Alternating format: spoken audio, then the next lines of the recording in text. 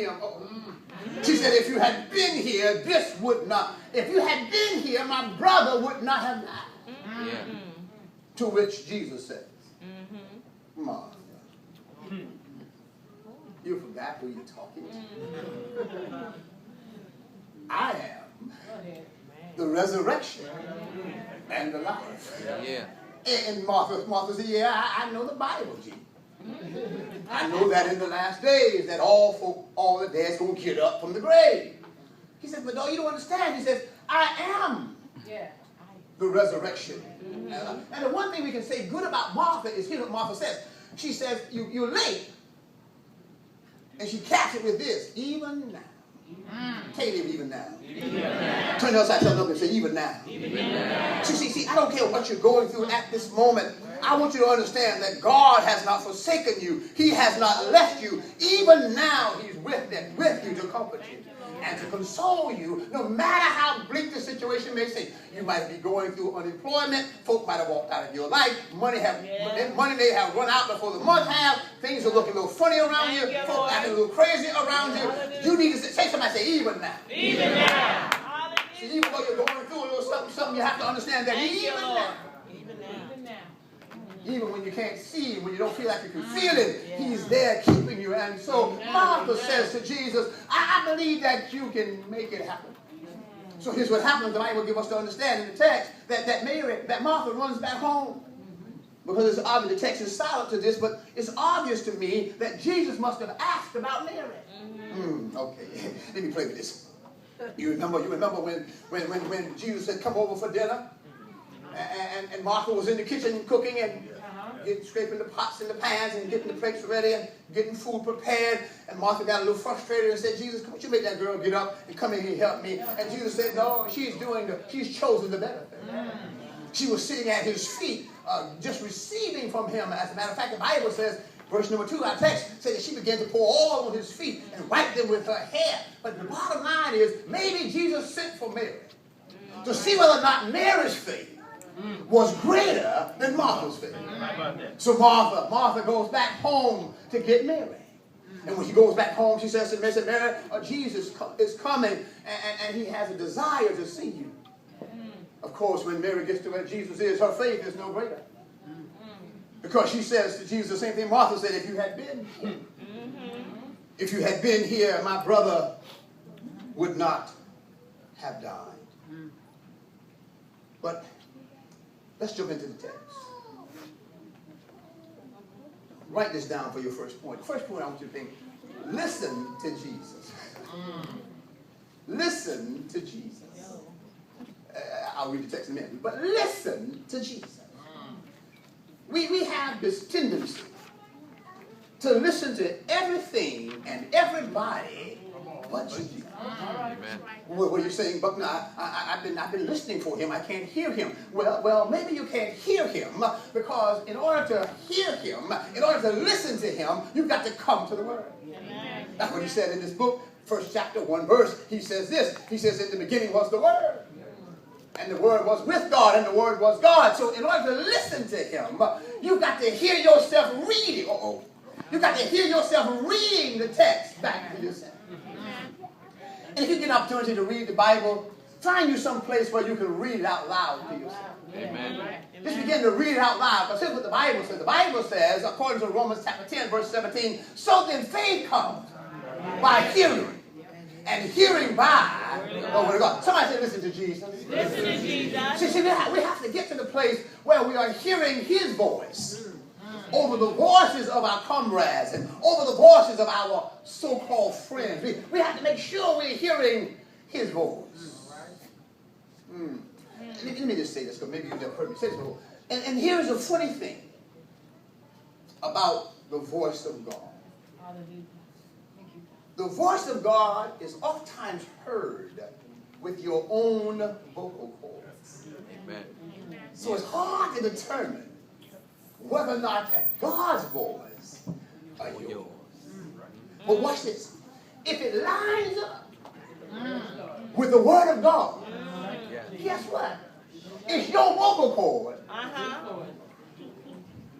But it's his word. Somebody say, listen to Jesus. Well, let's see what he said. What Jesus said was, he said in verse 39, he says, take ye away the stone.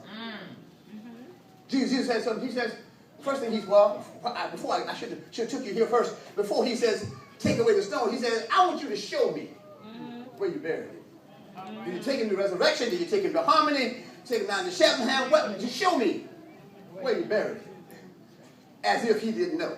And I missed the shortest verse in the Bible there, verse 35. It says, and Jesus wept. I'm not so sure. It wouldn't make sense. It wouldn't make sense, Sister Butler, for him to be crying that Lazarus is dead. Because he already knows what he's going to do when he gets to the grave. So is he really crying because he's dead? No. Come on. Nope. Well, I don't want to say no, but or is he crying because Mary sat at his, Mary sat at his feet. She sat at his feet while he taught and he ministered. And I'm sure he was sure that Mary's faith should have been a little bit stronger than Martha's. Martha said, if you had been here, Mary shows up and says the identical thing. If you hadn't been here, maybe he's crying. Come on, Pastor. Because the faith did not grow. Whoa. Help me, Lord. Yes. If that be the case, Pastor Graham, thank you, Jesus. Is it possible that Jesus could be crying this morning because our faith is weak? He's crying. I don't know, Sister Brother, why he's crying, but he's crying.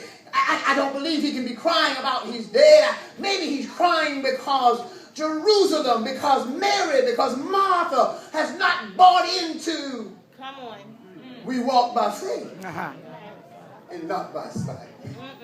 Well, Jesus is shown where he is, and our first point was listen to Jesus. And so Jesus says to them, take away the stone. Now, in today's vernacular, that would be dig him up. Or dig it up. Now, come on, let's think about it for a moment. See, in that era, they buried folk not like the cave that Jesus was buried in where you could just walk into it. Lazarus was buried in a lower part of the ground with a stone rolled over top of it. So when he says, move the stone, what he was really saying was, dig it up. Well, why would he tell them to dig it up?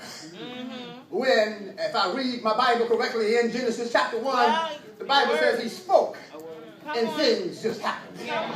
When he spoke, the mountains formed, and so he could simply speak a word and the stone would be gone. But tell your neighbor, God's not going to do for you.